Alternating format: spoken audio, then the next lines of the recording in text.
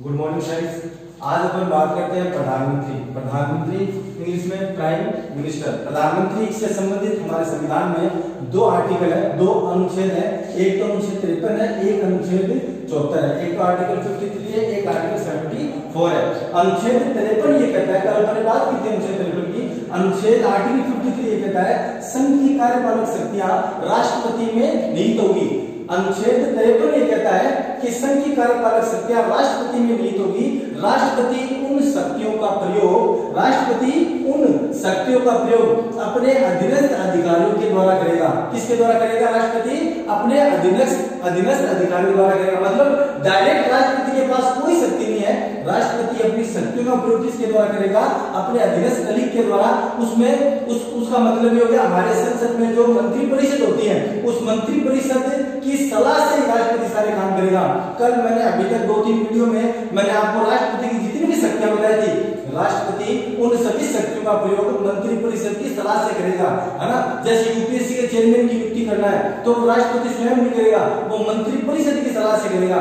जैसे मैंने आपको बताया राष्ट्रपति फांसी की सजा को माफ कर सकते हैं, तो राष्ट्रपति जी फांसी की सजा को माफ नहीं करेंगे। मंत्रिपरिषद राष्ट्रपति जी को अगर बोलेगी कि हाँ आपको इस व्यक्ति की फांसी की सजा को माफ करना है, तभी राष्ट्रपति करेंगे। मतलब राष्ट्रपति की जितनी भी शक्तियां हैं, उन सभी शक्तियों का प्रयोग राष्ट्रपति अपने अधीनस्थ अधिकारियों द्वारा करेंगे। ये बात कौन सा आर्टिकल कहता है? आर्टिकल 53। अब बात करते हैं प्रॉपर प्रधानमंत्री, आर्टिकल 74। प्रधानमंत्री से संबंधित अनुच्छेद केवल 74 है। आर्टिकल 74 ये बात कहता है कि केवल प्रधानमंत्री की नियुक्ति राष्ट्रपति करता है। प्रधानमंत्री की नियुक्ति कौन करता है? राष्ट्रपति। इसका मतलब सबसे पहला पॉइंट ये आ गया कि प्रधानमंत्री जो होता है वो क्या होता है? नियुक्त होता है। प्रधानमंत्री क्या होता है? नियुक्त होता है। और प्रधानमंत्री की नियुक्ति कौन करते हैं? राष्ट्रपति जी। तो अगर आपको पूछा जाए प्रधानमंत्री क्या होता है? नियुक्त होता है, निर्वाचित होता है, मनोनीत होता है ना, निर्वाचित होता है। अब देखो नरेंद्र मोदी जी निर्वाचित है क्योंकि उन्होंने चुनाव लड़कर के उन्होंने चुनाव जीता है। कहां से? वाराणसी से। तो प्रधानमंत्री वो निर्वाचित है ना, वो वहां से निर्वाचित, उनका संसदीय क्षेत्र है, उनका निर्वाचन हुआ है। लेकिन अगर आपको पूछा जाए प्रधानमंत्री होता है तो आप बोलो निर्वाचित, गलत हो जाएगा। प्रधानमंत्री हमेशा क्या होता है? नियुक्त होता है। और उसकी नियुक्ति कौन करता है? राष्ट्रपति करता है। प्रधानमंत्री की नियुक्ति कौन करता है? राष्ट्रपति। तो ये शब्द ध्यान में रखेंगे, प्रधानमंत्री की हमेशा क्या होती है? नियुक्ति होती है। अनुच्छेद 74 केवल इतना कहता है कि प्रधानमंत्री नियुक्ति राष्ट्रपति करेंगे। और इसका मतलब ये नहीं है कि राष्ट्रपति जी चाहे उस व्यक्ति को प्रधानमंत्री बना देंगे। हमारे देश में प्रधानमंत्री वही बनेगा, जिसको लोकसभा में बहुमत प्राप्त हो। कहां पे बहुमत प्राप्त हो? लोकसभा में। लोकसभा है ना, हमारे संसद के 2 सदन है, लोकसभा और राज्यसभा। प्रधानमंत्री तभी बनेगा कोई व्यक्ति जब उसको बहुमत कहां पर मिला हो? लोकसभा में। सर बहुमत क्या होता है? बहुमत का मतलब ये हुआ, जैसे मान लो 100 सांसद है, सपोज 100 सांसद है ना, 100 सांसदों में से मान लो 50-50 है ना, तो 50-50 तो बराबर हो जाता है। अगर मान लो इधर 51 सांसद आ गए और इधर 51 तो इधर कितने सांसद आएंगे? 49। इसका मतलब 51 बहुमत ज्यादा हो गया ना, एक ज्यादा। तो लोकसभा के अंदर जिस किसी भी प्रधानमंत्री को बहुमत होगा वो हमारे देश का क्या बनेगा? प्रधानमंत्री बनेगा। इसका मतलब राष्ट्रपति उसी व्यक्ति को प्रधानमंत्री बनाएंगे जिसे लोकसभा में क्या प्राप्त हो? बहुमत प्राप्त हो। जिसे लोकसभा में क्या प्राप्त हो? बहुमत प्राप्त हो। पहली बात मैंने आपको क्या बताई कि प्रधानमंत्री वही व्यक्ति बनेगा जिसको लोकसभा में क्या प्राप्त हो? बहुमत प्राप्त हो। दूसरी प्रधानमंत्री से जुड़ी महत्वपूर्ण बात, राष्ट्रपति सबसे पहले प्रधानमंत्री की नियुक्ति करेंगे, है ना। राष्ट्रपति सबसे पहले क्या करेंगे? प्रधानमंत्री की नियुक्ति करेंगे। प्रधानमंत्री की क्या करेंगे? नियुक्ति करेंगे। कौन करेंगे? राष्ट्रपति जी नियुक्ति, प्रधानमंत्री की नियुक्ति करेंगे। उसके बाद में 1 माह के भीतर कितने समय में? 1 माह के भीतर राष्ट्रपति जी प्रधानमंत्री को लोकसभा में, कहां पर? लोकसभा में बहुमत पेश करने का बोलेंगे। क्या पेश करने का? बहुमत। तो सबसे पहले ऐसा नहीं हुआ सबसे पहले राष्ट्रपति जी ने प्रधानमंत्री कह दिया कि आप लोग उसका बहुमत पेश करो, नहीं। सबसे पहले राष्ट्रपति जी प्रधानमंत्री की क्या करेंगे? नियुक्ति करेंगे। और नियुक्ति करने के बाद में राष्ट्रपति जी एक डेट निश्चित करेंगे 1 माह के भीतर। 1 माह में वो 10 दिन बाद में हो सकता है, 15 दिन बाद में हो सकता है, 20 दिन बाद में हो सकता है। तो राष्ट्रपति 1 माह के भीतर लोकसभा में प्रधानमंत्री को बहुमत पेश करने का बोलेंगे। कहां पे बहुमत पेश करना होगा? लोकसभा में। अगर प्रधानमंत्री ने लोकसभा में बहुमत पेश कर दिया अगर प्रधानमंत्री जी ने लोकसभा में बहुमत पेश कर दिया तो वो हमारे देश के क्या बन जाएंगे, प्रधानमंत्री बन जाएंगे। अगर मान लो बाई चांस प्रधानमंत्री लोकसभा में बहुमत पेश नहीं कर पाते हैं, उनके पास पर्याप्त सांसद नहीं होते हैं, इसका मतलब क्या होगा, वो हमारे देश के प्रधानमंत्री नहीं रह पाएंगे। तो प्रधानमंत्री बनने के लिए सबसे ज्यादा आवश्यक क्या है, लोकसभा में आपका बहुमत सिद्ध होगा। अगर लोकसभा में बहुमत सिद्ध हो गया तो आप देश के क्या रहेंगे, प्रधानमंत्री रहेंगे। अगर लोकसभा में बहुमत प्राप्त नहीं हुआ तो आप देश के प्रधानमंत्री नहीं रह सकते हैं। दूसरी बात, जब किसी भी व्यक्ति को प्रधानमंत्री में दूसरी चीज मैं आपको ये बता रहा था कि जो राष्ट्रपति है वो प्रधानमंत्री नियुक्ति करता है और प्रधानमंत्री तब तक अपने पद पर बना रहता है जब तक अपने पद पर बना रहता है जब तक उसे राष्ट्रपति का आशीर्वाद प्राप्त हो। राष्ट्रपति का आशीर्वाद का मतलब यहाँ पे ये हुआ कि राष्ट्रपति के प्रसाद पर्यंत पद पर बना रहता है। प्रधानमंत्री कब तक अपने पद पर बना रहता है, राष्ट्रपति के प्रसाद पर्यंत प्रधानमंत्री अपने पद पर बना रहता है। प्रसाद पर्यंत का मतलब ये हुआ, अगर मान लो एक साल तक प्रधानमंत्री जी के पास लोकसभा में बहुमत है ना, दूसरे साल ऐसा लगा कि प्रधानमंत्री जी के पास लोकसभा में बहुमत नहीं है, राष्ट्रपति जी ने प्रधानमंत्री को लोकसभा में बहुमत पेश करने का कहा, पहले तो प्रधानमंत्री बने हुए हैं, लोकसभा में बहुमत पेश करने का कह दिया। अब अगर मान लो प्रधानमंत्री ने लोकसभा में बहुमत खो दिया, हमारा संविधान ये कहता है कि प्रधानमंत्री वही बनेगा जिसे लोकसभा में क्या प्राप्त हो, बहुमत प्राप्त हो। अब अगर मान लो प्रधानमंत्री लोकसभा में बहुमत खो दिया, मतलब अब बहुमत नहीं है उनके पास, प्रधानमंत्री राष्ट्रपति ने कहा प्रधानमंत्री को आप लोकसभा में बहुमत पेश करो, प्रधानमंत्री बहुमत पेश नहीं कर पाए, उनके पास पर्याप्त संख्या बल नहीं था, अब बहुमत पेश नहीं कर पाए तो राष्ट्रपति प्रधानमंत्री को इस्तीफा देने के लिए कहेगा आप इस्तीफा दो, आपके पास बहुमत नहीं है। अब अगर प्रधानमंत्री जी ने कह दिया तो इस्तीफा नहीं देता तो राष्ट्रपति क्या करेगा, प्रधानमंत्री को बर्खास्त कर देगा। तब राष्ट्रपति क्या करेंगे, प्रधानमंत्री को बर्खास्त कर देंगे। क्यों, क्योंकि लोकसभा में बहुमत नहीं है। अब अगर लोकसभा में बहुमत है राष्ट्रपति को, अब अगर लोकसभा में बहुमत है प्रधानमंत्री को, तो फिर राष्ट्रपति जी कभी भी प्रधानमंत्री को पद से नहीं हटा सकते। अगर प्रधानमंत्री को बहुमत नहीं है लोकसभा में तो राष्ट्रपति प्रधानमंत्री को इस्तीफा देने के लिए कहेंगे। अगर प्रधानमंत्री इस्तीफा नहीं देते हैं तो राष्ट्रपति जी प्रधानमंत्री को क्या करेंगे, उनके पद से बर्खास्त कर देंगे। यही मतलब है प्रसाद पर्यंत का। प्रसाद का मतलब है जब तक राष्ट्रपति की इच्छा होगी तब तक प्रधानमंत्री अपने पद पर बने रहेंगे। इच्छा का मतलब ये हो गया कि जब तक उनको लोकसभा में बहुमत प्राप्त है तब तक प्रधानमंत्री हमारे देश के क्या रहेंगे, प्रधानमंत्री। कब तक, जब तक लोकसभा में उनको बहुमत प्राप्त है, पहली बात। दूसरी चीज, कोई भी व्यक्ति हमारे देश में प्रधानमंत्री बन सकता है, कोई भी व्यक्ति हमारे देश में प्रधानमंत्री बन सकता है बिना संसद का सदस्य रहे, है ना। हमारी संसद के 2 सदन है, एक तो है लोकसभा, एक है राज्यसभा।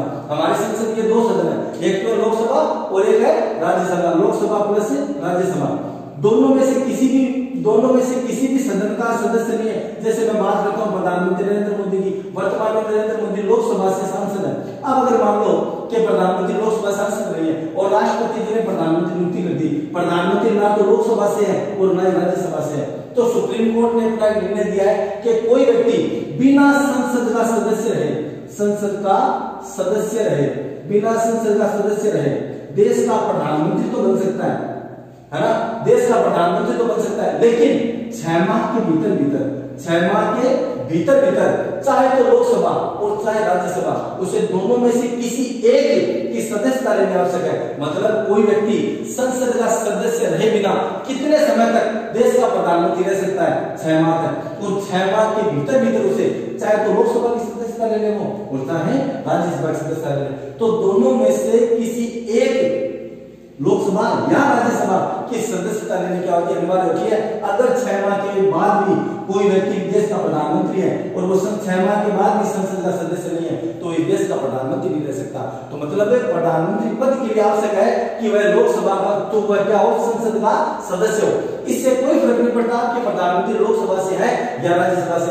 जैसे हमारे पूर्व प्रधानमंत्री डॉक्टर मनमोहन सिंह, वो लोकसभा से कभी भी प्रधानमंत्री रहे, वो हमेशा राज्यसभा से चुन करके आते थे, आसाम से, तो वो राज्यसभा से थे, मतलब संसद के सदस्य थे। मेरे कहने का मतलब यह है कि प्रधानमंत्री चाहे लोकसभा हो चाहे राज्यसभा हो, दोनों में से किसी एक का सदस्य होना आवश्यक है। लेकिन बिना संसद का सदस्य रहे वह प्रधानमंत्री तो बन सकता है, लेकिन कितने समय तक प्रधानमंत्री रहेगा वो फिर 6 माह तक। जैसे वर्तमान में आपको पता होगा महाराष्ट्र के मुख्यमंत्री कौन है? देवेंद्र फडणवीस है। देवेंद्र फडणवीस महाराष्ट्र के जो विधानसभा उसके सदस्य नहीं है, लेकिन अब उनको टाइम आ गया उनका कि 6 माह के भीतर भीतर वो महाराष्ट्र की विधानसभा के क्या बने सदस्य।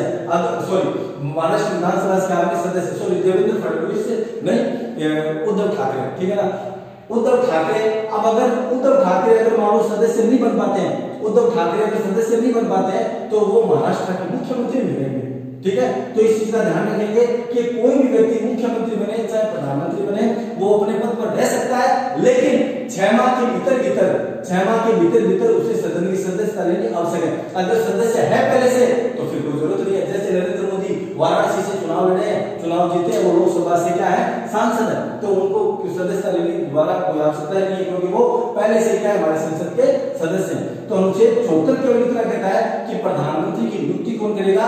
राष्ट्रपति करेगा, और प्रधानमंत्री तब तक अपने पद पर बना रहेगा जब तक उसे लोकसभा में बहुमत प्राप्त है, या प्रधानमंत्री राष्ट्रपति के प्रसाद पर्यंत पद धारण करते हैं। प्रसाद पर्यंत पद का मतलब ये हो गया, प्रसाद पर्यंत पद का मतलब ये हो गया कि जब तक उसे लोकसभा में बहुमत प्राप्त है तब तक प्रधानमंत्री इस देश के क्या रहेंगे? प्रधानमंत्री, ठीक है। आगे अब अपन नेक्स्ट बात करते हैं प्रधानमंत्री की शक्तियों की। तो शक्तियों में सबसे पहले बात करते हैं मंत्री परिषद के संबंध में। तो देखो एक चीज और इसमें ध्यान रखना कि जो राष्ट्रपति होता है वो हमारे देश का प्रमुख होता है। राष्ट्रपति, इस लाइन को अच्छे से सुनना, राष्ट्रपति हमारे देश का प्रमुख होता है, जबकि प्रधानमंत्री सरकार का प्रमुख होता है। राष्ट्रपति देश का प्रमुख होता है और प्रधानमंत्री राष्ट्र का प्रमुख, प्रधानमंत्री सरकार का प्रमुख होता है। राष्ट्रपति देश का प्रमुख होता है, जबकि प्रधानमंत्री किसका प्रमुख होता है? सरकार का प्रमुख होता है, ठीक है। दूसरी बात मैं आपको बता रहा था, हमारे देश में वर्तमान में वेस्ट मिनिस्टर मॉडल है। वेस्ट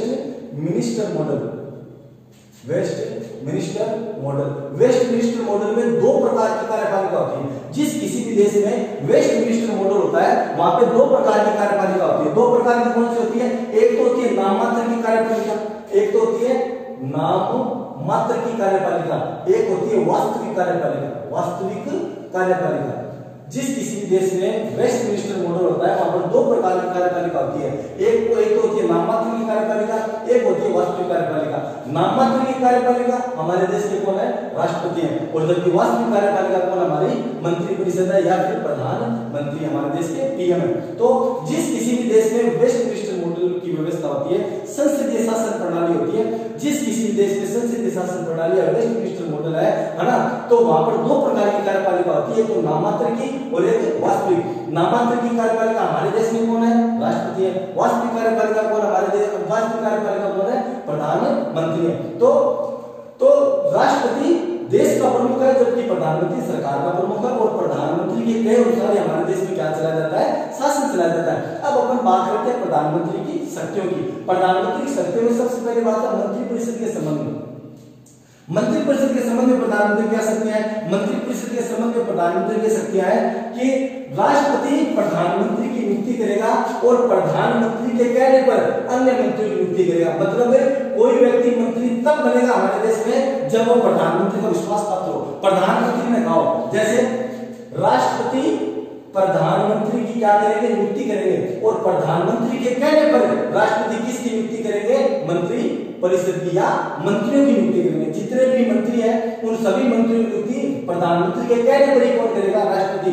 राष्ट्रपति कभी भी अपने मन से मंत्रियों की नियुक्ति नहीं कर सकता है। राष्ट्रपति उन्हीं व्यक्ति को मंत्री बनाएगा जिनकी सिफारिश कौन करेगा? प्रधानमंत्री। पहली बात मतलब क्या है? राष्ट्रपति मंत्रियों की नियुक्ति करेगा किसके कहने पर? प्रधानमंत्री के कहने पर। मतलब प्रधानमंत्री जिनकी सिफारिश राष्ट्रपति को करेगा तो राष्ट्रपति उन्हीं व्यक्ति को क्या बनाएगा? मंत्री बनाएगा, ठीक है। दूसरी चीज मैं आपको बताता हूँ, विभागों का आवंटन। प्रधानमंत्री मंत्रियों की विभागों का क्या करता? आवंटन का मतलब है कौन सा मंत्री किस विभाग का होगा। जैसे वर्तमान में गृह मंत्री कौन है? वर्तमान में गृह मंत्री कौन है? अमित शाह। हमारे जो विदेश मंत्री कौन है? एस जयशंकर। तो जितने भी हमारे देश के अंदर मंत्री है ना, उन सभी मंत्रियों में जो विभाग है, जैसे गृह मंत्री अमित शाह है, वित्त मंत्री निर्मला सीतारमण है, तो ये जो वित्त मंत्री निर्मला सीतारमण को बनाया गया, तो मंत्रालय किसको दे रखा है? निर्मला सीतारमण को दे रखा है। विदेश मंत्रालय किसको दे रखा है? एस जयशंकर को। अच्छा, प्रधानमंत्री मंत्रियों की नियुक्ति करता है, उनमें विभागों का क्या करता है? आवंटन करता है और उनके विभागों में फेरबदल भी करता है। मंत्री रहते हुए भी फेरबदल कर सकता है। जैसे जो लास्ट टाइम जो नरेंद्र मोदी की जो गवर्नमेंट थी उसके अंदर स्मृति ईरानी का नाम सुनूंगा। स्मृति ईरानी को पहले मानव संसाधन विकास मंत्रालय दिया हुआ था, तो मानव संसाधन विकास मंत्रालय मतलब वो संभाल नहीं पाई या प्रधानमंत्री को अच्छा नहीं लगी उनकी कार्यशैली, तो प्रधानमंत्री ने उनको मंत्री तो बनाए रखा लेकिन उनका विभाग बदल दिया। मानव संसाधन विकास मंत्रालय से उनको कहां पे भेज दिया? कपड़ा मंत्रालय भेज दिया। तो मेरे कहने का मतलब है कि प्रधानमंत्री के कहने पर राष्ट्रपति मंत्रियों की नियुक्ति करता है, नियुक्ति करके उनमें विभागों का क्या करता है? आवंटन करता है, उन्हें विभाग बांटता है ना, अलग अलग विभाग हमारे देश में गृह मंत्रालय, विदेश मंत्रालय, मानव संसाधन विकास मंत्रालय है ना, और वित्त मंत्रालय, बहुत से हमारे कपड़ा मंत्रालय, बहुत से मंत्रालय हमारे देश में। तो उन मंत्रालयों को उन मंत्रियों को क्या करता है? उनके मंत्रालयों का आवंटन करता है। उसके बाद में बर्खास्तगी। प्रधानमंत्री को अगर लगता है कि कोई मंत्री कार्य ठीक नहीं कर रहा है तो प्रधानमंत्री उस मंत्री से इस्तीफा देने के लिए कह सकता है। जैसे एमजे अकबर को प्रधानमंत्री जी ने कहा था इस्तीफा दे दो, तो एमजे अकबर ने क्या कर दिया? इस्तीफा दे दिया। ठीक है, प्रधानमंत्री ने कहते हैं मंत्री क्या करता है? इस्तीफा दे देता है। अब कई बार मान लो एमजे अकबर ये कह देते हैं मोदी जी को कि मैं तो इस्तीफा नहीं दूंगा, तो प्रधानमंत्री राष्ट्रपति से कह करके उस मंत्री को बर्खास्त करवा देगा। आइए बात समझ में, मतलब प्रधानमंत्री किसी मंत्री को इस्तीफा देने के लिए कह सकता है अगर प्रधानमंत्री को उसका कार्य समझ में नहीं आता, और अगर वो मंत्री इस्तीफा देने से मना कर देता है तो राष्ट्रपति को कह करके प्रधानमंत्री उस मंत्री को क्या करवा देगा? बर्खास्त करवा देगा। ठीक है, प्रधानमंत्री क्या करता है? मंत्री परिषद के बैठकों की अध्यक्षता करता है। मंत्री परिषद की जो बैठक होती है उस बैठक की अध्यक्षता कौन करता है? प्रधानमंत्री। जितने भी हमारे देश में मंत्री है, 60-70 जो मंत्री है, उन सभी मंत्रियों की बैठक कौन लेता है? हमारे देश का प्रधानमंत्री। तो हमारे देश का प्रधानमंत्री मंत्री परिषद की बैठक की क्या करता है? अध्यक्षता करता है। तो ये प्रधानमंत्री की जो मंत्रिमंडल के संबंध में शक्तियां ना उनकी बात है। तो देखो प्रधानमंत्री क्या करता है? मंत्रियों की नियुक्ति करता है, उनमें विभागों का आवंटन करता है, मंत्रियों को इस्तीफा देने के लिए कह सकता है या उन्हें बर्खास्त करवा सकता है, या प्रधानमंत्री क्या करता है? मंत्री परिषद की बैठकों की अध्यक्षता करता है। ये प्रधानमंत्री की थी मंत्री परिषद के संबंध में शक्तियां। दूसरी चीज प्रधानमंत्री की शक्ति और मंत्री परिषद के संबंध में वो शक्ति ऐसी है कि प्रधानमंत्री अगर किसी मंत्री ने इस्तीफा दे दिया तो प्रधानमंत्री किसी दूसरे व्यक्ति को मंत्री बना देगा। जैसे एग्जाम्पल के द्वारा समझते हैं, आज वर्तमान में गृह मंत्री कौन है? हमारे अमित शाह ने प्रधानमंत्री को इस्तीफा दिया कि मैं गृह मंत्रालय मानो में तबियत खराब है या किसी निजी कारणों की वजह से मैं गृह मंत्रालय नहीं संभाल सकता, तो प्रधानमंत्री का इस्तीफा ले लेंगे अमित शाह का और देश में कोई दूसरा गृह मंत्री बना दे। तो इस मतलब अगर कोई मंत्री इस्तीफा देता है तो उसके पद को भरने के लिए प्रधानमंत्री स्वतंत्र होते हैं। उसके पद को भरने के लिए प्रधानमंत्री क्या होते हैं? स्वतंत्र होते हैं। लेकिन अगर प्रधानमंत्री ने इस्तीफा दे दिया, किसको? राष्ट्रपति को। प्रधानमंत्री ने अपना क्या दे दिया? इस्तीफा। अगर प्रधानमंत्री ने अपना इस्तीफा राष्ट्रपति को दे दिया, इसका मतलब पूरी मंत्री परिषद का इस्तीफा माना जाएगा। अब अलग अलग मंत्रियों को इस्तीफा देने की जरूरत नहीं है। तो दूसरे शब्दों में प्रधानमंत्री वो सूर्य है जिसके चारों सारे ग्रह चक्कर लगा रहे हैं या सारे मंत्री चक्कर लगा रहे हैं। अगर प्रधानमंत्री आउट तो सारे ग्रह भी आउट। मतलब जब तक प्रधानमंत्री अपने पद पर है तब तक सारे मंत्री अपने पद पर है। प्रधानमंत्री अपने पद से इस्तीफा देकर के मंत्री परिषद को बर्खास्त करवा सकता है। मंत्री परिषद को क्या करवा सकता है? बर्खास्त करवा सकता है। तो ये प्रधानमंत्री की मंत्री परिषद के संबंध में होगी शक्तियां। दूसरी शक्तियां थी प्रधानमंत्री की राष्ट्रपति के संबंध में।